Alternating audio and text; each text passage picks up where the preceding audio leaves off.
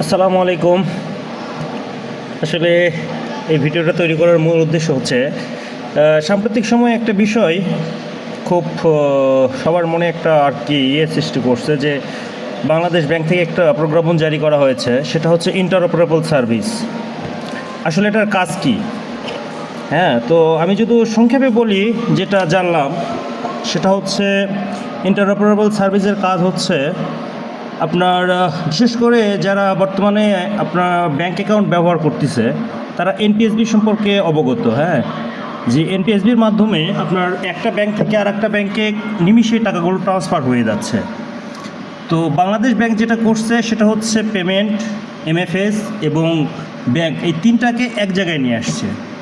নিয়ে এসে একটা সার্ভিস তারা চালু করতে যাচ্ছে সামনে 1 তারিখ থেকে, অর্থাৎ 1 নভেম্বর থেকে, যেটার নাম দেওয়া হয়েছে ইন্টারঅপারেবল সার্ভিস।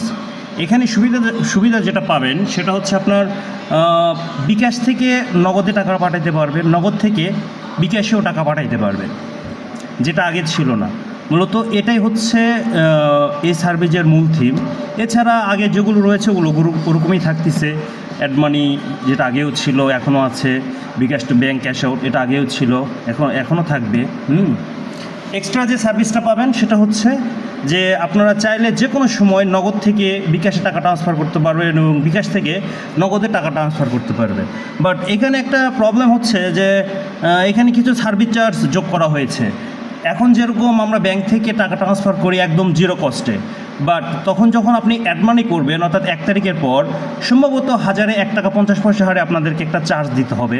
এরপর এমএফএস থেকে যদি আপনি ব্যাংকে টাকা ট্রান্সফার করেন, এমএফএস বলতে আমি বুঝাতে যাচ্ছি যে নগদ, বিকাশ, রকেট যা আছে সবগুলো, এখান থেকে যদি আপনি আবার ব্যাংকে ট্রান্সফার করেন টাকা, এখানে আবার একটা সুযোগ সুবিধা দিয়েছে, সেটা হচ্ছে আপনার 1000 টাকা কাটবে 8 টাকা 50 পয়সা, যেটা বর্তমানে কাটতেছে মেবি 12 টাকা 50 পয়সা হারে। এখানে সার্ভিস চার্জটা কমাইছে।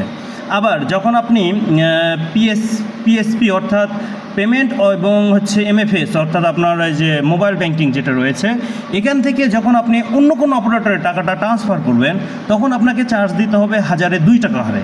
হ্যাঁ, অর্থাৎ এই দিকে চার্জ একটু বাড়াইছে। যেটা আগে অ্যাড মানি ছিল একদম ফ্রি, সেটা এখন 1 টাকা 50 পয়সা আপনাকে অ্যাড মানি 100% দিতে হবে।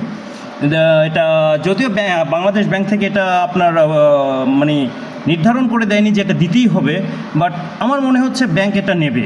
হ্যাঁ, আর এই বিষয়ে আমাদেরকে অফিসিয়ালি এখনও তেমন কোনো কিছুই জানানো হয় নাই, কিন্তু সবার মনে একটা কথাটা ঘুরপাক খাচ্ছে। অনেকে আমাকে এই বিষয়ে প্রশ্ন করছে, কারণ যেহেতু আমি এমএফএসের সঙ্গে যুক্ত, তো ভাবলাম যে এই বিষয় নিয়ে আসলে একটা কথা বলা দরকার, যার কারণে আর কি ভিডিওটা তৈরি করার। তো বাকিটা দেখা যাবে যে 1 তারিখে কী হয়।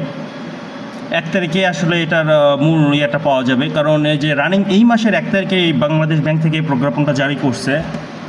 আর এটা সম্ভবত এই সামনে অর্থাৎ নভেম্বরের 1 তারিখে এটা 100% কার্যকর হবে।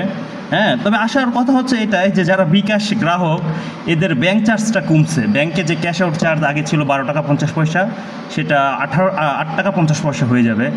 তো আশা করা যাচ্ছে যদি সব কিছু ঠিকঠাক থাকে তো আমাদের ক্যাশ আউট চার্জটাও একটু কমার সম্ভাবনা রয়েছে। অর্থাৎ এজেন্ট পয়েন্ট আমরা যে ক্যাশ আউটটা করি, এই ক্যাশ আউট চার্জের কমার একটা অপার সম্ভাবনা রয়েছে।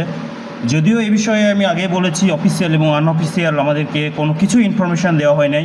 শুধুমাত্র আমি বিভিন্ন প্রকার নিউজ পোর্টাল থেকে যে নিউজগুলো পেয়েছি সেটাই আর কি আপনাদের সঙ্গে একটু শেয়ার করলাম। তো দেখা যাক কী হয় সামনে 1 তারিখের পরে, ইনশাল্লাহ বাকিটা বোঝা যাবে। ঠিক আছে, সবাই ভালো থাকবেন। সালামু আলাইকুম।